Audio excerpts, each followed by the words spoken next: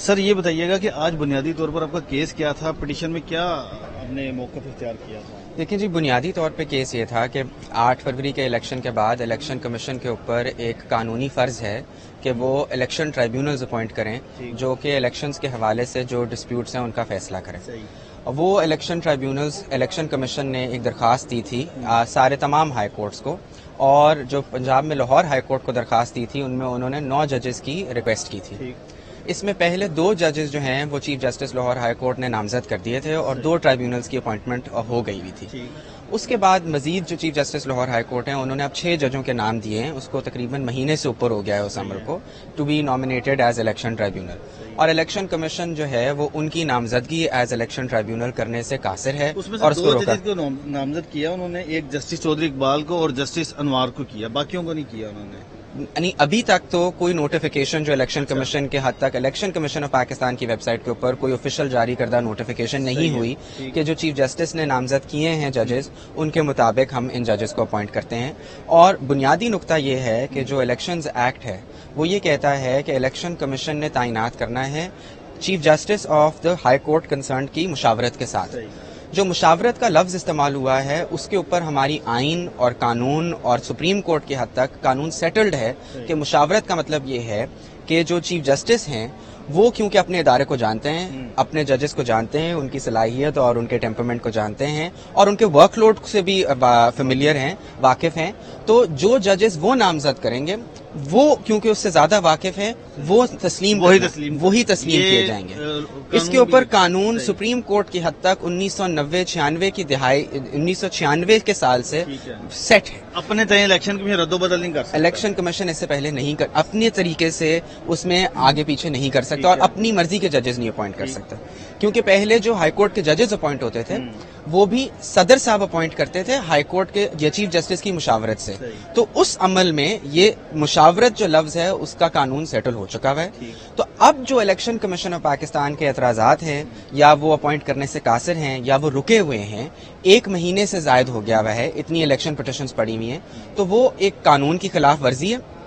اور دوسرا جو قانون کی خلاف ورزی ہے وہ یہ ہے کہ الیکشنز ایکٹ کہتا ہے کہ 6 مہینے کے اندر اندر ان سارے مقدموں کے فیصلے ہونے ہیں. تو اگر 400 سے زائد نشستوں کے اوپر 400 سے زائد حلقوں کے اوپر آپ صرف 2 ٹرائیبیونل تعینات کر دیں گے تو وہ ممکن ہی نہیں ہے کہ وہ 6 مہینے کے اندر ان کا فیصلہ کر سکیں.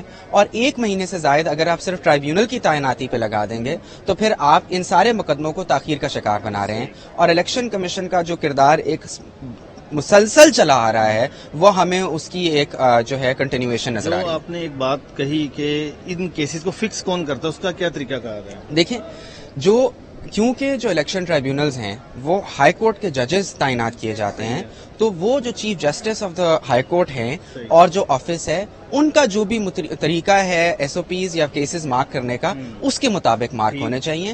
کیونکہ اگر الیکشن کمیشن اگر اس کے اندر اپنی پریفرنس دکھائے گا یا کہے گا کہ جی ان ایریاز کو ان کے پاس مارک کر دیا جائے یا یہ پٹیشن اس ترتیب سے دیکھیے جی، اس وقت تو الیکشن پٹیشنز جو ہمیں پتا ہے وہ یہ ہے کہ election tribunals election petitions fix ہی نہیں ہو پا رہی. اچھا. کیونکہ بہت ساری بیشتر الیکشن پٹیشنز ہیں جو کہ اس وقت فکس نہیں ہو پا رہی کیونکہ الیکشن کمیشن جو ہے وہ اس عمل میں ایک رکاوٹ کریٹ کر رہا ہے. کیونکہ وہ چاہتے ہیں کہ جن طرح سے ہم جو ایریا اسائن کریں یا جو پٹیشنز ہم کہیں کہ مارک کرنے وہ اس حساب سے مارک ہوں.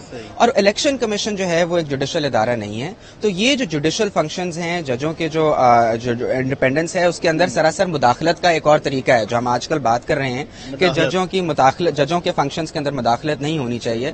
تو اگر آپ بطور الیکشن کمیشن یہ فیصلہ کرنا چاہیں کہ جی یہ کیس لگے ان کے سامنے لگیں، اس ایریا کے ان کے سامنے لگیں، تو یہ سراسر ہائی کورٹ کے فنکشننگ کے اندر ایک مداخلت ہے جو کہ کرنے کی کوشش کی جائے. اچھا، تو پھر آپ کے جو آپ نے عبوری ریلیف عدالت سے مانگا اس پر کیا آرڈر ہوا؟ جی، اس پہ ہم نے ریکویسٹ یہ کی ہے اور اس پہ یہ آرڈر ہوا ہے کہ جب تک کہ chief justice Lahore high court کے پاس तमाम जो इलेक्शन ट्राइब्यूनल्स हैं उनकी तैनाती होके chief justice Lahore high court और ऑफिस लाहौर हाई कोर्ट अपनी तरतीब और एसओपीज के मुताबिक मुशावरत से जो जजेस जिस तरह से अपॉइंट करते हैं उनके मुताबिक मार्किंग होनी चाहिए, ना कि कोई और एजेंसी इलेक्शन कमीशन या कोई और हाई कोर्ट के बाहर से उसको करे।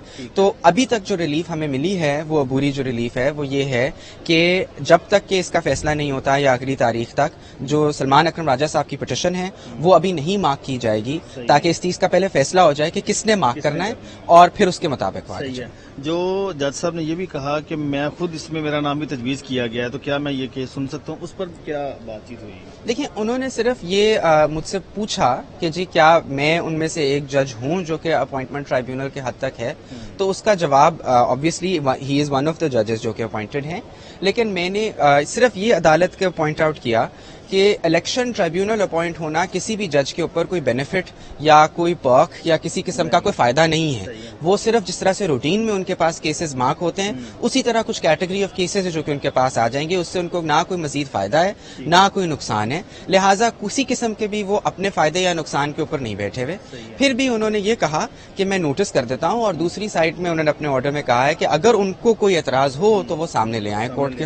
तो ये आपको एक बड़ा रिलीफ मिला है, इससे पहले मखसूस नशिस्तों वाला भी मिला था और आज ये दूसरा रिलीफ लाहौर हाई कोर्ट से मिला है। देखें, आप इसको बड़ा रिलीफ कह सकते हैं, लेकिन ये असल में आपको जिस चीज की अक्कासी करता है वो है कि इतने बुनियादी सतह के ऊपर चीजें हैं जिनको जो आपके आईनी इदारे हैं वो नहीं मान रहे। इलेक्शन कमीशन का रिजर्व सीट्स किसी और पार्ट जमात की उठा के किसी और को दे देना, ये इतना एक बुनियादी गैर कानूनी फैसला है कि उस पे कोई भी अदालत जब देखती है उसको तो वो एक सवाल उठता है कि ये आपने कैसे कर दिया।